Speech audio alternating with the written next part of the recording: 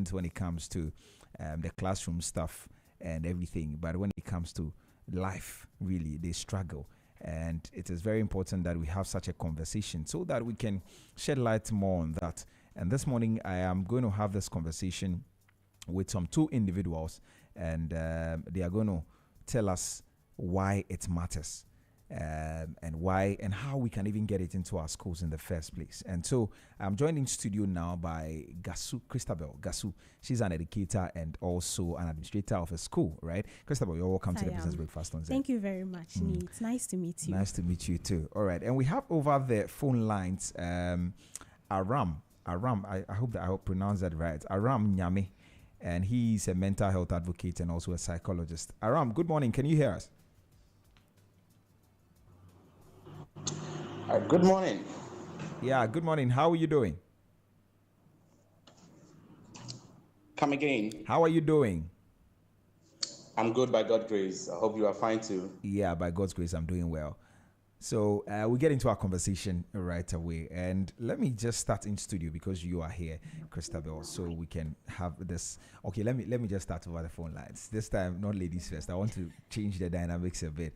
And so, Aram, so let's start the conversation. Now, you are a psychologist and you're a mental health advocate as well. How important is emotional intelligence? Or first of all, when we talk about emotional intelligence, what comes to mind? All right, thank you. So I'll use this to send my regards to all your listeners and viewers. You sound quite far, Aram. We'll look quickly at hello. Emotional intelligences, but then hello, Aram. I will highlight psychologically the model that Daniel Goleman propounded. And that is the entire spectrum of emotional intelligence. And that model looks or take into account, please, can you hear me? Yes, I can hear you now. I can hear you. All right. It takes into account self-awareness when you're talking about emotional intelligence, self-regulation, motivation, empathy, and social skills. Now, when you talk of emotional intelligence, ideally, we are talking about the ability to recognize and understand and further manage our own emotions and that of others, or respond effectively to the emotions of others. That forms the entire spectrum of emotional intelligence. So within emotional intelligence, we have two main things that has to do with self-awareness and self-management, and then social competency that has to do with social awareness and relationship management. Hello? Okay, all right. Can you hear me, Aram? Yes, I can hear you. Okay, great. All right. So thanks for that breakdown. I'm going to come back to you to explain a bit further so that everybody who is listening to us this morning can understand. But let me also come to you, Christabel. Christabel, so when we talk about emotional intelligence, what comes to mind? Right. Thank you once again for this opportunity. Emotional intelligence simply refers to the ability to identify your own emotions and manage them in whatever context you find yourself in. So that's what. But from a school's perspective, do you see that we are embracing that? Let's compare that to academics. How do you see that in our school system? I would say that currently it's not something that has been intentionally institutionalized, but we will not downplay the efforts of some educational institutions and educators who are attempting to inculcate emotional intelligence in their learners. So you see that in little pockets, educators are doing their best to make sure that their students are aware of their emotions, able to regulate it in the context of relationships in the classroom, academic work, even how to regulate their emotions outside of school. So we are now beginning to see it. Yes, but I don't agree completely, because I mean I visit some schools around, and I'm sure what you're talking about is in the international schools and all of that. In our public schools, they are more about academics. Even if you are good at sports, you are not regarded. How much more emotional intelligence? I beg to differ. I would say that we should not disregard the work of some educators in pushing this. Right. But again, we would benefit from properly institutionalizing this, making sure that emotional intelligence is taught or incorporated fully into our curriculum. Right. Okay. Let me come back to you, Aram. Aram, you do a lot of work with people, teaching them about emotional intelligence. I want you to break down the concept of emotional intelligence proper, and then maybe you can add your voice to what Christabel said. Do you see that going around? Do you see a lot of people paying attention to that in recent times? All right, thank you very much. So let me highlight on this, and then quickly look at what my sister Christabel said. So first of all, in the 1990s, where emotional intelligence started gaining recognition. And if we look at popular theories that were coined on emotional intelligence, it started from 1990, from Mayer. And then in 1995, it started gaining dominance. Before 1990, 1995 respectively, it has been IQ everywhere. And so it became so important that we now look at emotional intelligence, because what is this thing that is coming up that is beating, sometimes in organizational setting, beating IQ? And so that's why emotional intelligence firmly get grounded.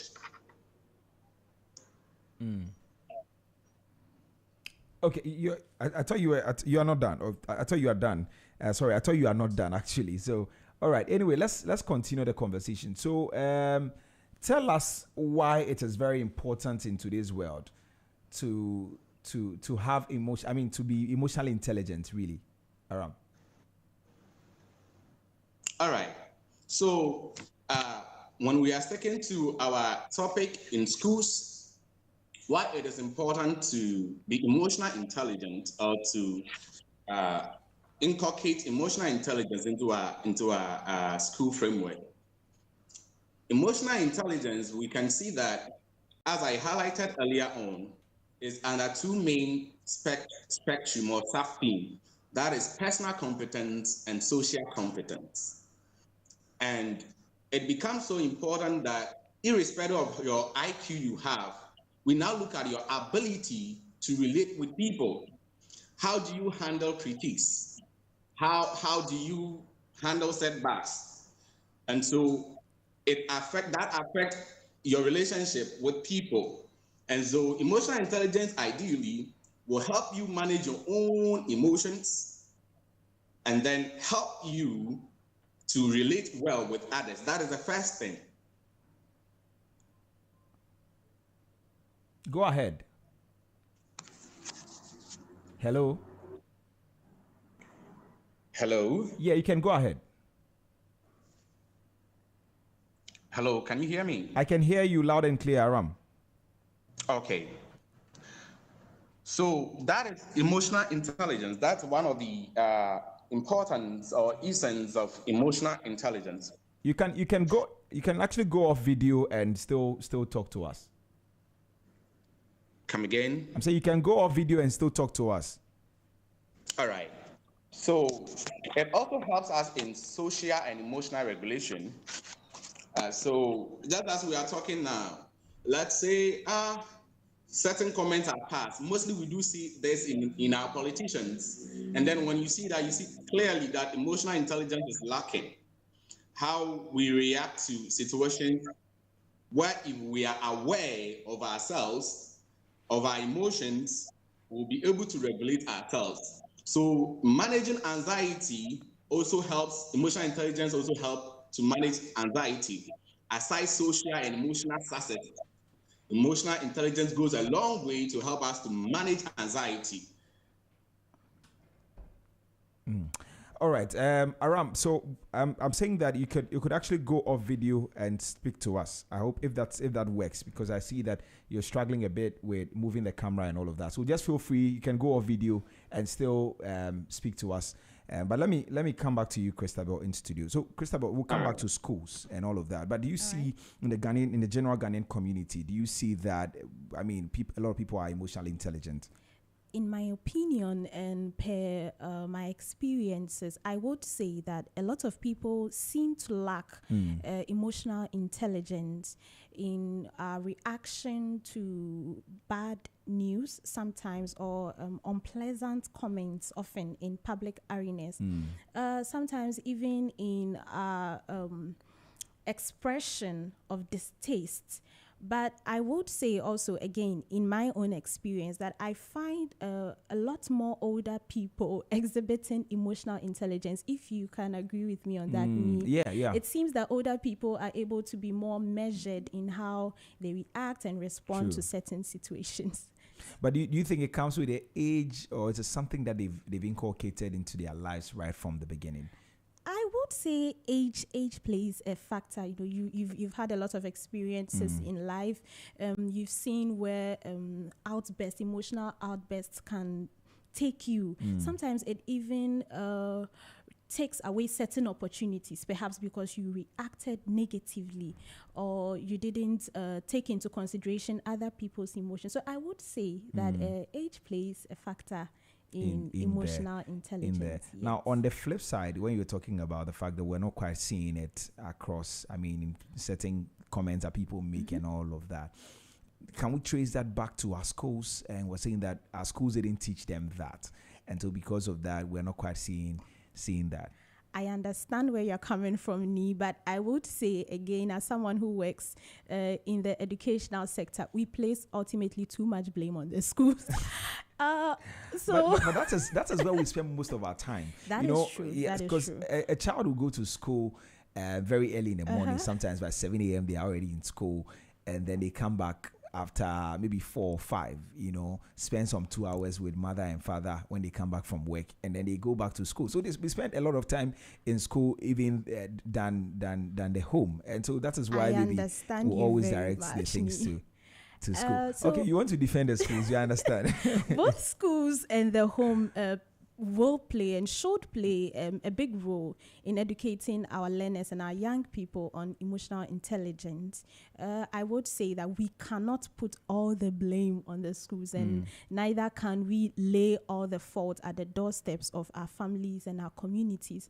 All of us have to work in tandem to make sure that our young people are aware of their emotions. Our young people can regulate their emotions when needed, in public, even in private.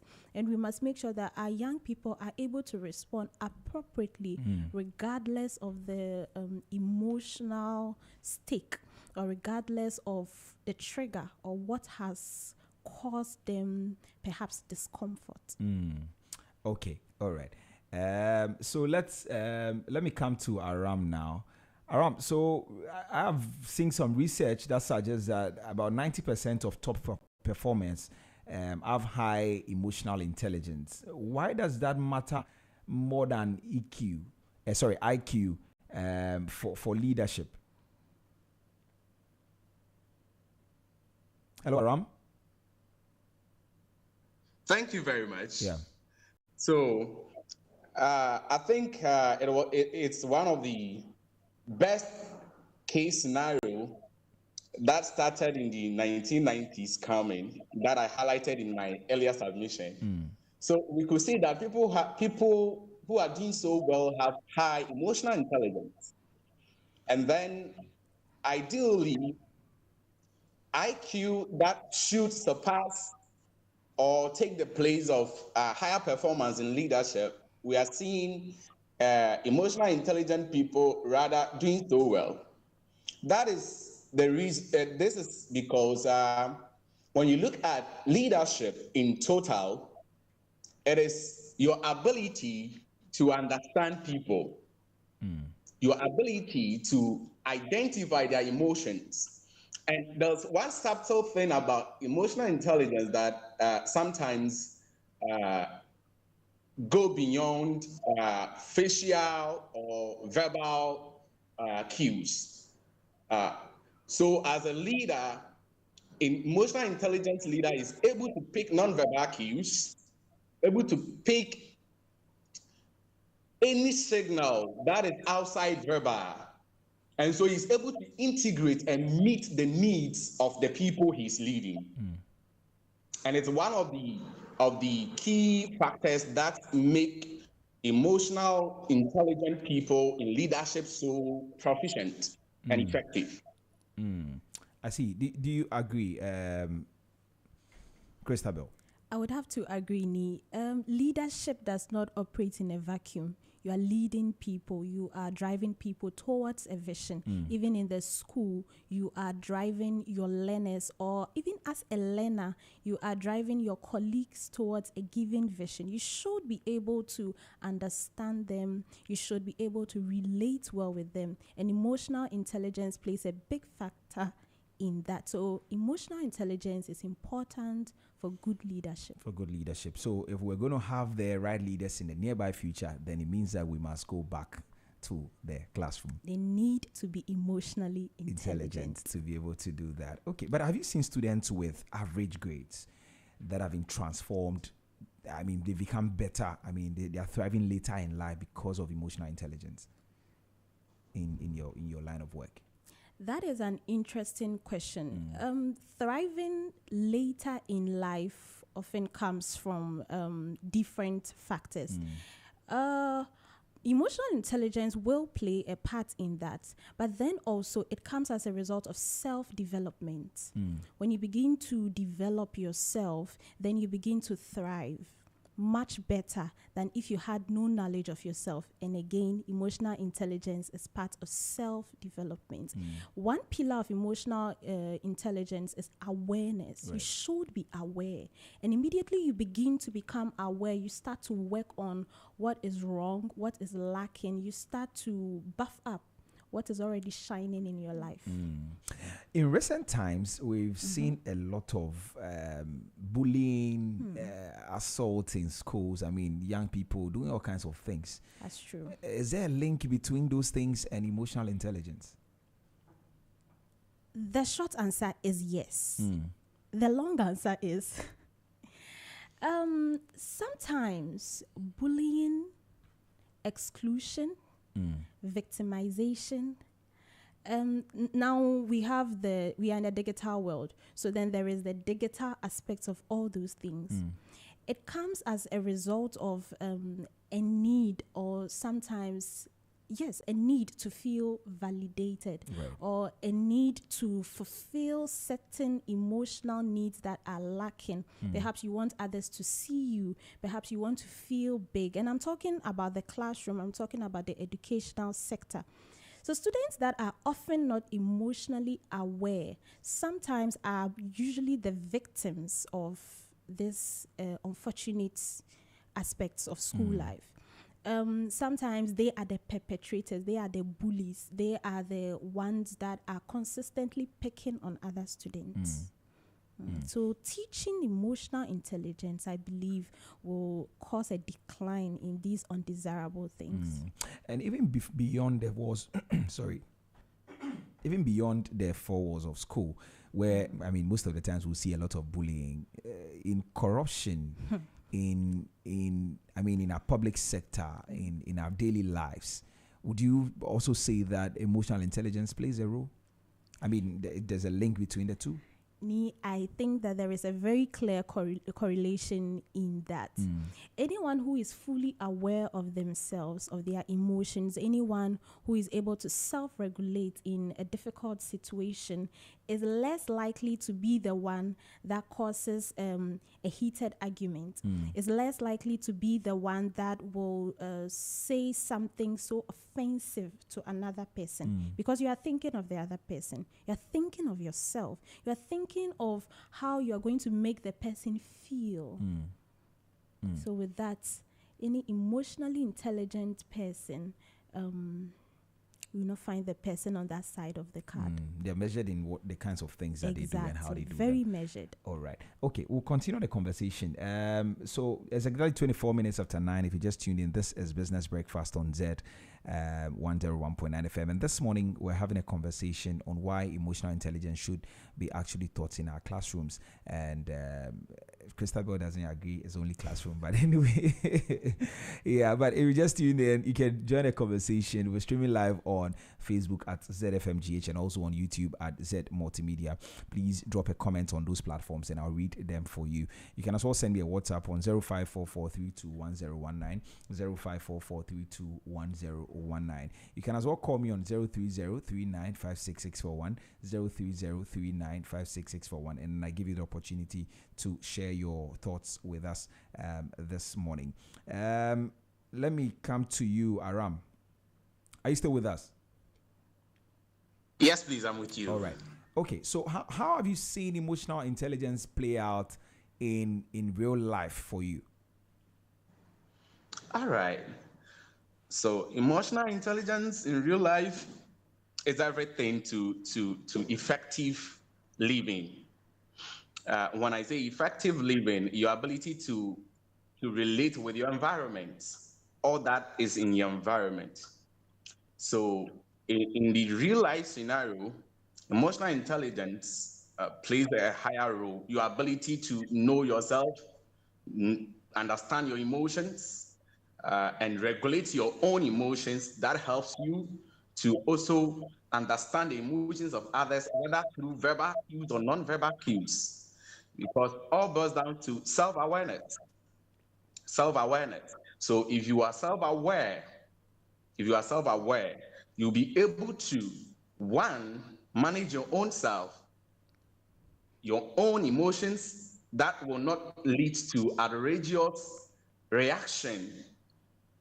And so emotional intelligence is linked to morality one way or the other, because those that behave appropriately, from the psychological point of view, we look at it from this way. What is the person thinking? What is he feeling? And why is he behaving this way? So, for instance, in a classroom setting, a teacher has given a feedback that is quote unquote awful to the students. The student's ability to be calm is linked to emotional intelligence, and the student's inability to maintain calm is linked to emotional intelligence. So in a real life scenario, whether it is in the school, whether it is outside school, I would say that emotional intelligence is highly positively related to morality or right behaving. Okay. So I mean, you're adding your voice basically to what Christabel said, that some of the things that we are seeing in schools is because a lot of them are not. I mean, a lot of our students are not emotionally intelligent. Now, can emotional intelligence actually protect children from anxiety, depression, and low self-esteem? Very well. Emotional intelligence can protect children from anxiety, depression, low self-esteem, and this is the pathway. So mostly, I'll go a little backward to early childhood or upbringing.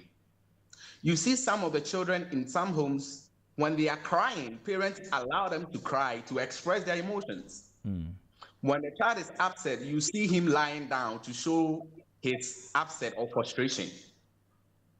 Now, parents who leave children like this, when they are upset and they display their upset by maybe crying excessively or lying down, with time, these children mute or curb in their emotions. They don't show it again.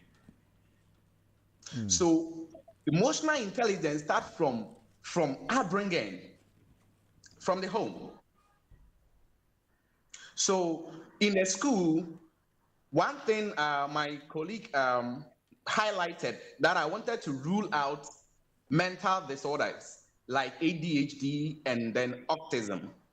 Because in the classroom scenario, it's not students who are not emotionally intelligent alone that play out or they misbehave, but those with mental health condition, ruling out autistic children and attention deficit hyperactive children out. Emotional intelligence plays a role there, but it starts from the home, where mothers or caregivers are able to tap to the emotions of children. So to be able to raise children that are emotionally intelligent, you, the mother, you, the father, you also have to be very emotionally intelligent to be able to do that. Very sensitive to the children's emotion. Right. Okay. Very sensitive to the children's emotion. Okay. Christabel, do you have real life examples from your school where emotional intelligence actually I've been wanting us to make a case for it, then we can now talk about how and all of that. So that is why I keep coming back to some of these things.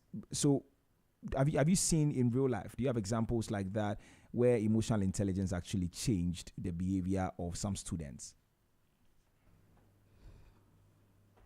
Right. I have observed one situation, okay, a couple more like that. As Aram said, it begins in early childhood. Right. The child has to be explicitly taught about emotions, how to manage them, how to regulate them. However, if that doesn't happen, you realize that there are undesirable behaviors. So a practical example, of course, not naming names. Yeah, of course. A learner who was not performing quite as expected, given all the resources, all the support, all the help that he or she had received. Then going through counseling, because it was concerning to the parents, going through counseling with a school counselor. I work at Glorious Pearls Complex School at Sotum. The school counselor brought out to realize that, yes, we do. Wow. Realize that the learner was lacking in confidence. Okay. Another issue was that the learner felt, so this is where emotional intelligence came, the learner felt that the colleagues will laugh at him or her if he asks a question. Right. The learner felt that asking questions in class will undermine his authority, in his or her authority on the playground like, or outside school. You don't understand. Yes. Yeah. And because in quotes he is a big boy Okay. or a big girl, then among other issues really, and we had this IEP conversation, how to help this learner. We helped the learner understand that, look, your academic excellence is a matter of your hard work. Yet, thinking you are shy, thinking other people will make fun of you is what is currently holding you back. You need to own it. You need to know that this is how I feel at this given moment. You need to know that this is the help that I need. You need to identify it, and then you can reach out. To our surprise, this learner started requesting for help from classmates, requesting for more support outside of what the school provided, of course. And currently, I will say that this learner is performing quite well. So you realize that in this scenario that I've given, very abridged, of course, our learner has become more aware of him or herself and able to know the steps to take. Right. Our learner has realized that your proposed or supposed superiority or seniority outside of the academic class, I hope you understand that. Like he or she is the big man. People like that outside school, of so school. I Yes, he has more followers on social media than everybody else. Yeah, that thing. But you need to understand that nobody is going to make fun of you. You need to understand that we all are here to help you to do well. So over here, we make the case for emotional intelligence, knowing, understanding, and then working on that to improve yourself and other aspects of your life. Right. Great. So I think right now the case is made. The that case has emotional been intelligence must be part of our lives. It Through must. leadership. I mean, in leadership, it's needed in our daily lives. In our whether you're social in lives, social life, in the and all of workplace, that. etc. So let's talk about practically getting it into our schools. Do you think that it should be standalone, or you think we should fuse it with literature, civic education, stuff like that? That's an interesting question, and I know a lot of teachers are going to have a lot to say about making it either a standalone subject or fusing it into the classroom.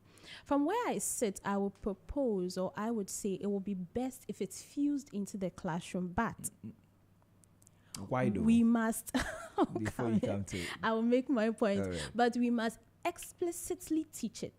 As Aram mentioned earlier, at the early childhood, or in Ghana, that's the kindergarten, the Ghanaian curriculum, that's the kindergarten level.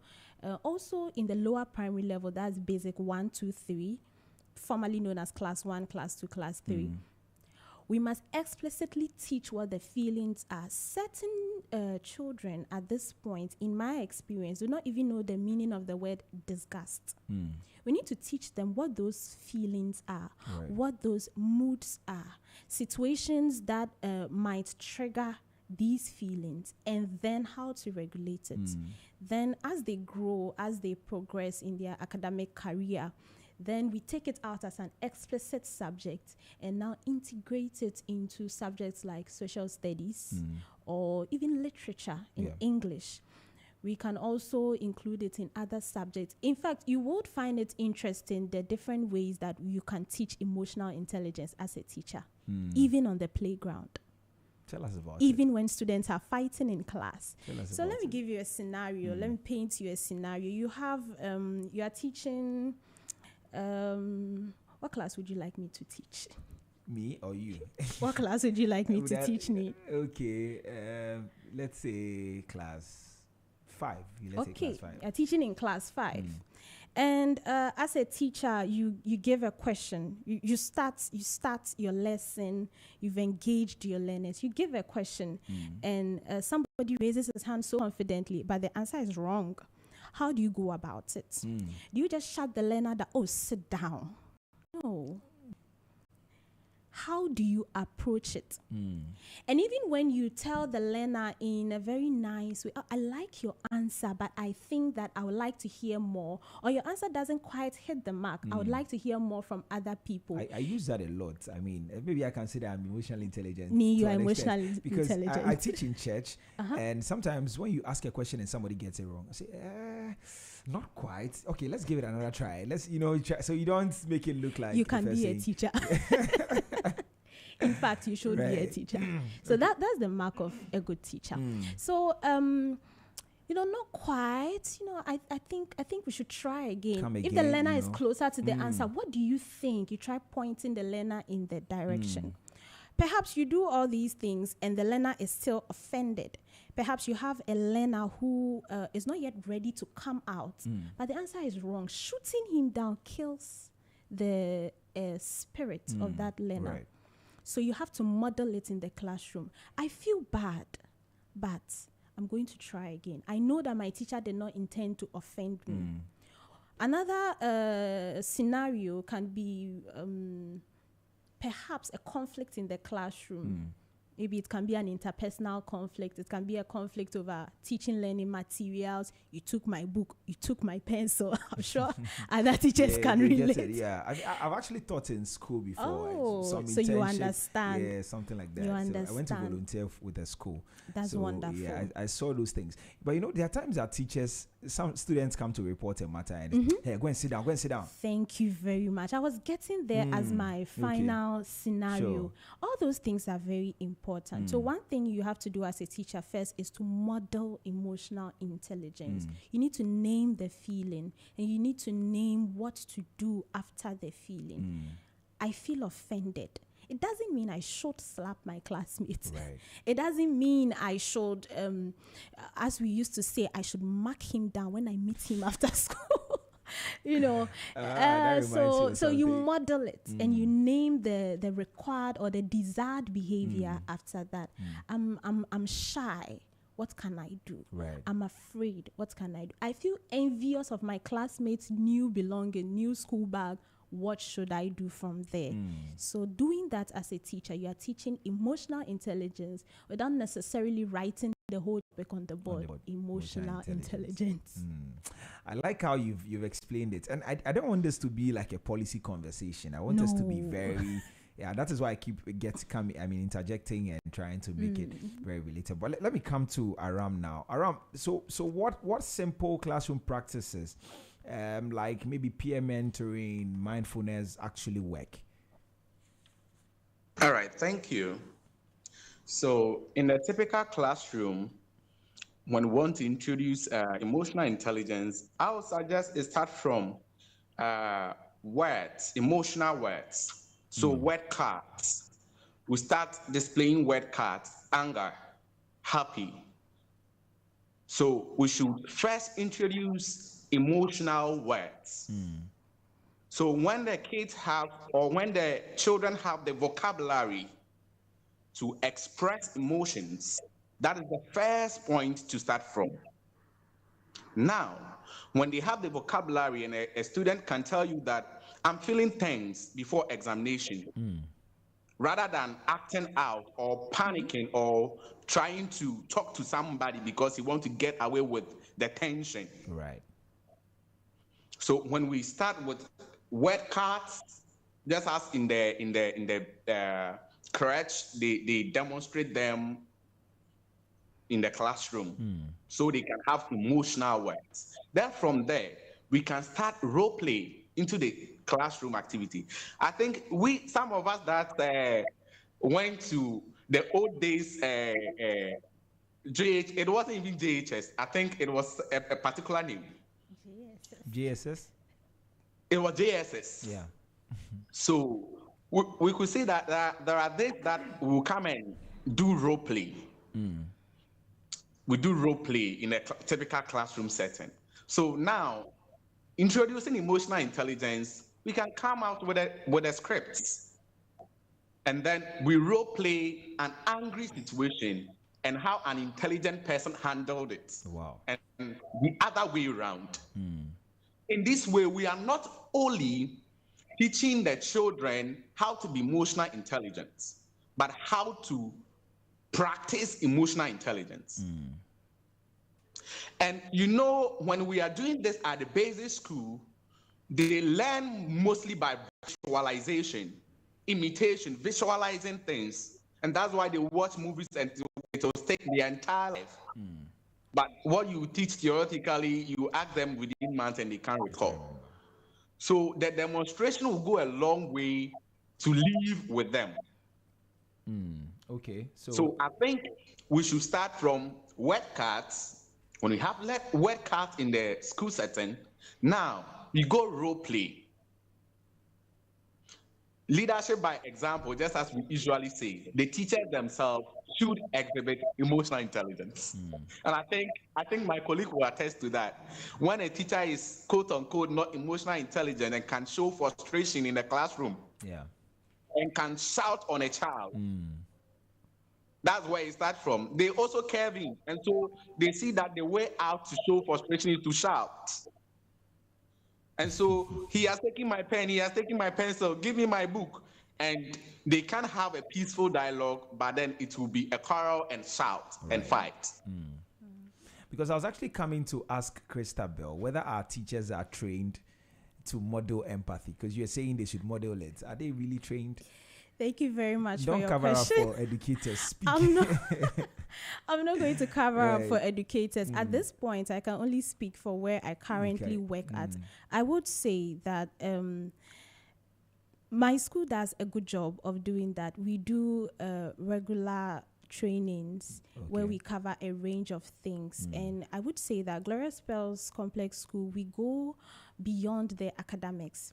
So, for instance, you would have our head of school always talking to us about how to relate with your learners.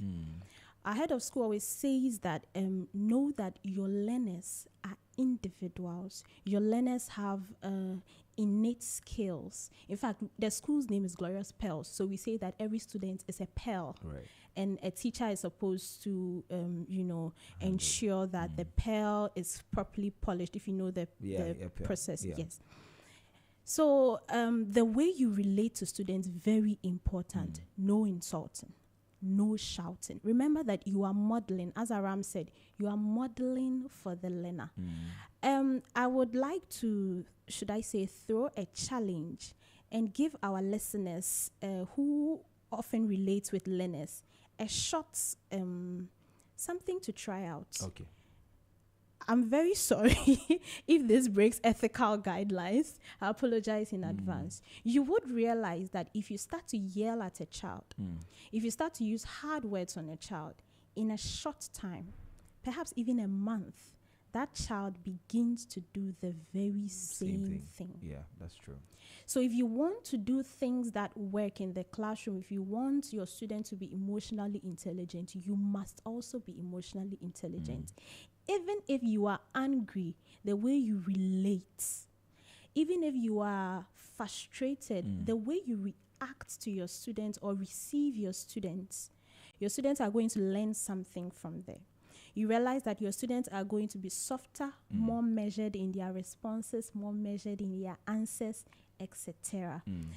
Group works are where we see a lot of this conflict, friction, and tension.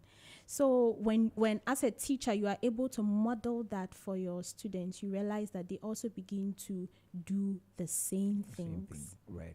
Okay. And you were advocating a while ago. You were advocating a while ago that we shouldn't limit it to schools. Of course, we should look at parents and all of that. So let's talk about the role of parents. But I'll start with Aram. So Aram, tell me how parents can actually reinforce emotional intelligence at home. Now that we say schools should handle it, schools are handling it, but how can parents reinforce it? Because if somebody goes to school, the teacher is all nice, but they go home and then it's the other way around, I think it will affect them. So tell us how parents can actually reinforce that at home. All right, thank you very much. So I think we are looking at collaborative efforts. So I love what used to exist those days, what we call parent-teacher association, where parents come for meetings and then they collaboratively engage in the well-being of their children. Yeah. But I don't know if that is still in existence. Yeah, PTA has been reinstated, actually. I think about just a month ago. That's good. That's for senior high schools. I know if junior high we schools are still doing this, we are doing this formally, and we want our children to be emotionally intelligent. I think the first thing the school should do is first have an engagement with parents, purely on emotional intelligence. Okay, because just as you said, when you were asking the question, what if teachers are doing so well in the schools, and then they get home and the house becomes the perpetuating factor, where parents will just exhibit all kinds of frustration, and then most children too will act out based on what they see from parents. So the first ground is to have a dialogue. Parent-teacher association. Let's invite parents on board. Let's say a workshop fully on emotional intelligence for parents to know how emotional intelligence to operate. For instance, when you are home and you are calling your child, Ama, bring your uniform, let me iron for you, and the child is being reluctant, the proper way to go about it, not yearning or. But some of the times, most of the children exhibiting emotional outbursts in school, and teachers are doing well handling them. They are just transferring what is happening in the house. That's how daddy acts when he's frustrated or when he's confused. That day, everybody must stand well. That's how mommy also does it. And so when they come to the classroom, that's how they will also show it. When you have taken his pencil or his pen. So the first page or foundation should be a dialogue, an interaction between the parents and the teachers. Now, even more practically, so if there's like a parent listening to us now, and maybe I mean, they are curious about how can I also do that in my home. What would you say to them in reinforcing emotional intelligence? Thank you. So as a parent, one, be aware of your own emotions. You realize that anytime that you are angry, you transfer your anger to your children. Let's say in a typical couple home, I need something from daddy. Daddy didn't provide it. Myself, I'm angry. Your father didn't bring the money. I have squeezed to get money, and then this food I have prepared, you are saying that you won't eat. How dare you say you won't eat when your daddy has not put money on the table? And I have swear to provide something. And so we'll directly transfer our anger between daddy and mommy to the child. So first, parents should be aware of their emotions and don't do transference of emotions to children. That's the first thing they should do. They should be aware of their emotions. Even if it has to do with the children, it's the children that are provoking, they should know how to respond. So first, awareness of your emotion as a parent is key in helping your children to be emotionally intelligent. The second thing you can do as a parent is to be aware of your children's emotion as well. So you give out a gift to your child, and then the body language says, I don't like it. And then you leave him or her. No, attend to the emotion of your child. Oh, sorry. Oh, you didn't like this one. Which one will you prefer? Okay, don't worry. Next time I'll get something that for you. For the child acting out that emotion that you attended to, you see, suddenly she will be fine or he will be fine because he or she has been calmed. So paying attention to your children's emotions and attending to the emotions is another step a parent can do to teach their children emotional intelligence. Right. And I know you can go on and on and on and on, but our time is also, I'm looking at time, and our time is also elapsing gradually. So let's talk about the role of culture. What role does culture play in all of this, Christabel? Because in Ghana, I'm asking that because in Ghana we hear boys don't cry and some of these things. Yes. So I want you to, what role does culture play in there? Culture plays a very important role of reinforcing whatever we have socialized our children to believe. So you can do all the emotional intelligence training in the schools. You can have parents reinforce that at home. But when they get out of the cocoon of home and school, what do people outside have to say? How do people outside treat our young children who are growing? For instance, a common third place is the church. So what do and the mosque?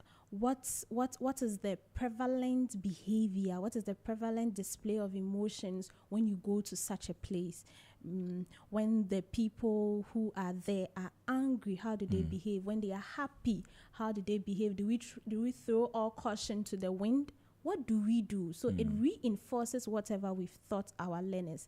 If not, then we are going to be developing, whether we like it or not, emotional dissonance in our students or in our children. So What they is that? know, so emotional dissonance simply means that there is an emotion I feel I'm supposed to exhibit as opposed to what I currently feel. So for instance, I had a B in an exam and I feel proud of it, but I know that I am supposed to feel bad, depending on wherever you do come from. Yes. So that's emotional dissonance. Maybe you had a breakup and you feel relieved, but you know that you're supposed to be sad. Act like you're sad. Yes. Okay. So that's emotional dissonance. So in doing that, it means then the school and the parents are going to be teaching something whilst the community is reinforcing something. This conversation of emotional intelligence is much bigger. It's a much, much bigger one. It's going to take a while for culture to all align, for us to understand emotional intelligence, what to do with our children, where we even want to go regarding emotional intelligence. Right. Aram, do you have anything to add to that? Hello, Aram? Yes. Okay. So a few things to add to what she said.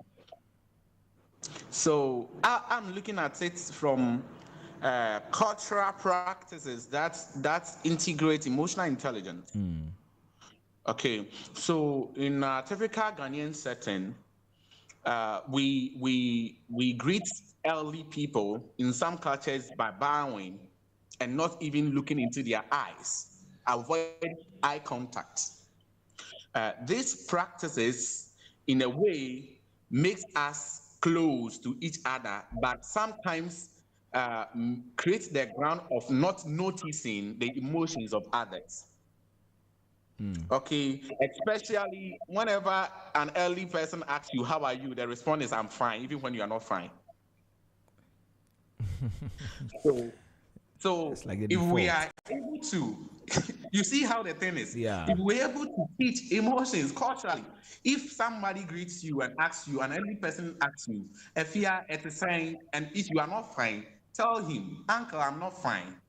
It's few. I think I've seen few instances where younger children are able to say, "I'm not fine," and we see that disrespectful or not acceptable. But right away, we are suppressing their emotions. For them to lack expression of emotions, they shouldn't express their emotions. So culturally, I think even from greetings, we should be able to arrange our children in a way that if they are not fine, they should be able to politely say that they are not fine. Fine. Right. That is emotional expression from there.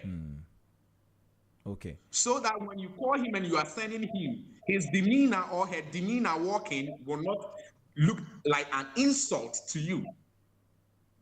Say, "Accra with your muadie, Masumano cry. Look at how he's walking," and that's because when you ask him how is he doing, he's not able to tell you that he's not fine, because that is not acceptable. Right.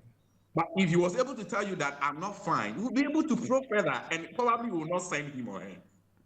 Okay. So I think culturally, that is one thing. If we are talking about it, we'll go further. So even from greetings or pleasantries, we should be able to orient our children to say, "I'm not fine," when they are not fine genuinely. Right. Very important. Okay, let's now talk about the policy aspects in the future. So should you think government should mandate emotional intelligence in our schools? Because you, from the beginning, you said that some schools are beginning to teach it, and so it looks like there's some kind of lenient, like a lackadaisical approach to it. Some people are coming, others are not coming. Do you think it should be mandated? Mandatory. I Sorry. would say that it's not it's not to say a lackadaisical approach, but then it's also not a concerted effort Okay. to promote emotional intelligence. It's that little pockets of people who want to do it. I would say currently it's not explicitly spelled out. That is emotional intelligence, not explicitly spelled out in the current curriculum.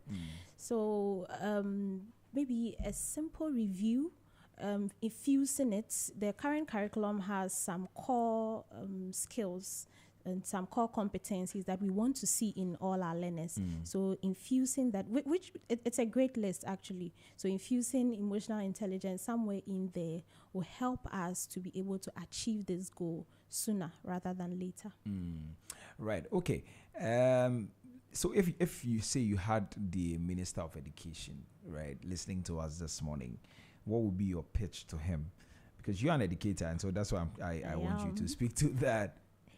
I would say that on behalf, or I would presume to speak for all educators in Ghana, to say that emotional intelligence, it's a topic that is very important. It's a topic that is burgeoning currently, and Ghana will do well to put it in our curriculum, to infuse it, as it were, in what is already working.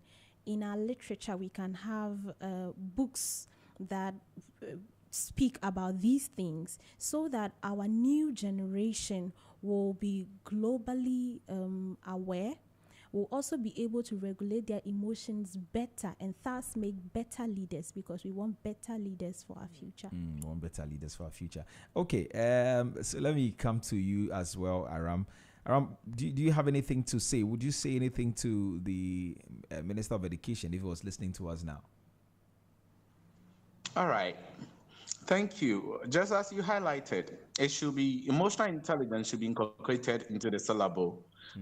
My sister indicated that, if I heard her clearly, that it is not in it right now. Yeah. But if we want to build a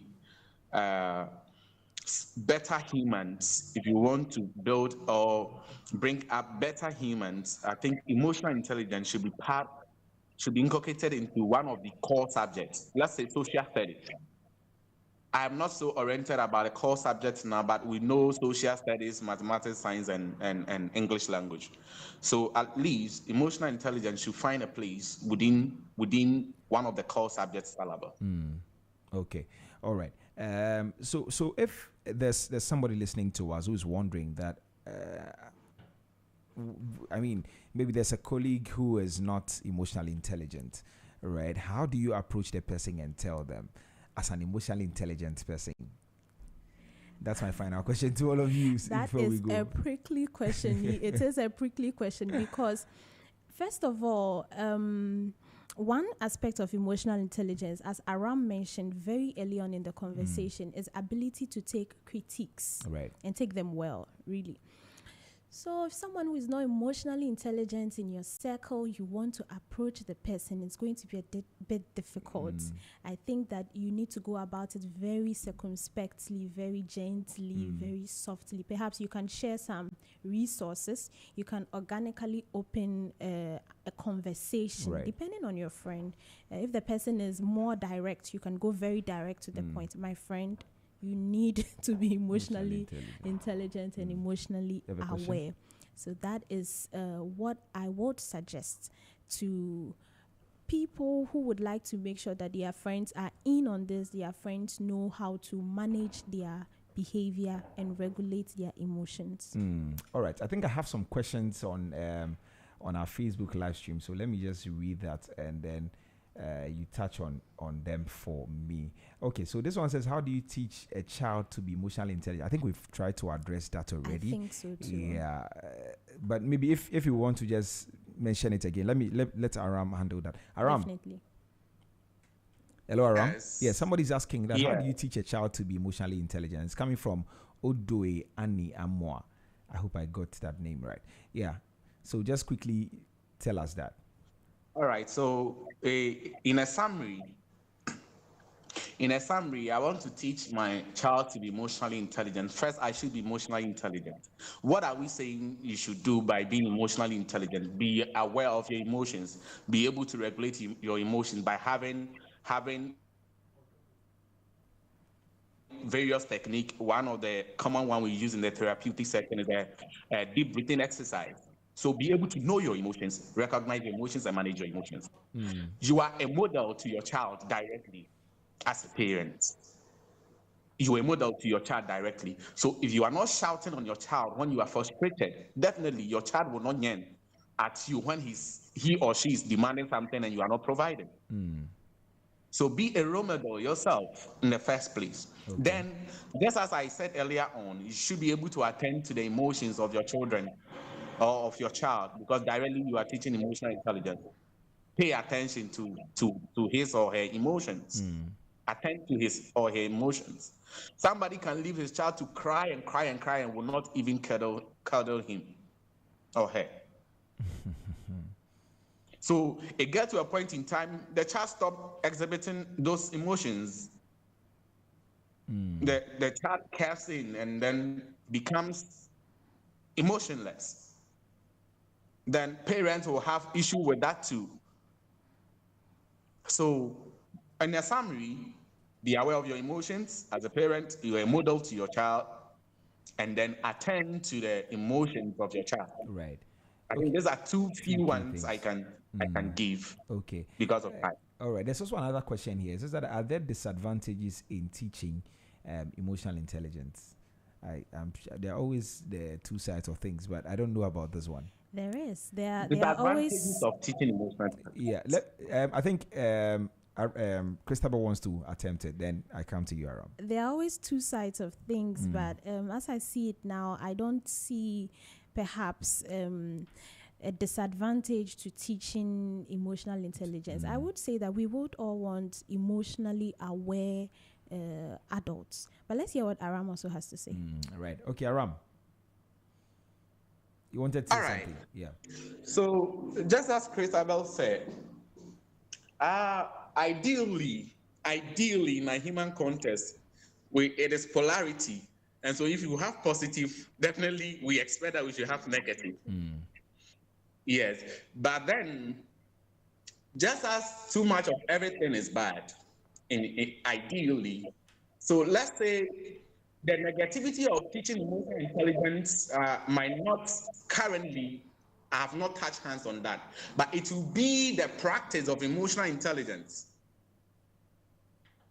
That's where I can draw disadvantage from the practice of emotional intelligence. So let's say you are so aware of your emotions, so you relate so well with people. And what you said, you're able to welcome various people that comes on board. And then within your team, someone will say that this guy is always in talk with people, always on your, maybe he thinks he knows too much, or he's able to relate too much. That will come from practice of emotional intelligence as human. That's where negativity may come. Right. But in teaching emotional intelligence, ideally, I don't see any disadvantage in teaching emotional intelligence. Okay, all right. But it is in practice by our human nature that somebody may critique that you are so emotionally intelligent. You know, our society, how it is. Okay. But I don't see anything ideally bad about emotional intelligence and teaching of it. Right. Okay. So there's another message here, but this is to Amma. Are you Amma? No. Okay. All right. So I see you, Amma. That's what the person says from Odo. I thought maybe you are the one. But thank you guys so much for coming. I'm really, really grateful that you made time to come speak to me. Do you have any final words before we go? Thank you, Tuni. My final words is that emotional intelligence, very important. It's a soft skill that is difficult to measure really, but it shows up in your interactions with other people. So we should strive to build that in ourselves and in our learners. It's never too late. Right. You can start today. You can start today. Okay. Aram, take the last bite. All right. So what I'll say is that teaching emotional intelligence is not a luxury. It's a necessity. And in Ghana today, we need students who are not only academically excellent, but also emotionally resilient, empathetic, and ready to face life challenges. When schools, parents, and communities come together, we raise not just smarter students, but better humans. Right. Okay. Thank you very much. Really grateful that you make time to join me this morning. Thank you very much. All right. Okay. Please do enjoy the rest of your day. All right. That's how we wrap up today on the Business Breakfast on Z. It's been a fantastic conversation with myself and Christabel Gasu. She's an educator and also an administrator of a school. And then joining us over the phone line was Aram Nyame. And he is a mental health advocate and a psychologist. And we spoke extensively about why emotional intelligence must be taught in our schools. And one thing is clear, that it's a very important thing. Christabel says a very important soft skill that everybody must learn. And so as you go about your day, whether you're a teacher, you're a business leader, you're an educator, anybody closer to power or to government, we all need to be emotionally intelligent. And let's incorporate that in our schools so that the young people can learn it before they grow up. And of course, as the Bible says, teach a child the way it should go, and when they go, they will not depart from it.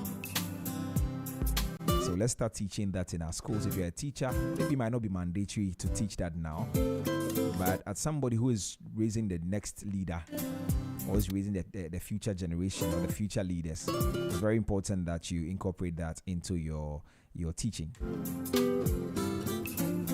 All right, so that's how we wrap up today. We're back again tomorrow for more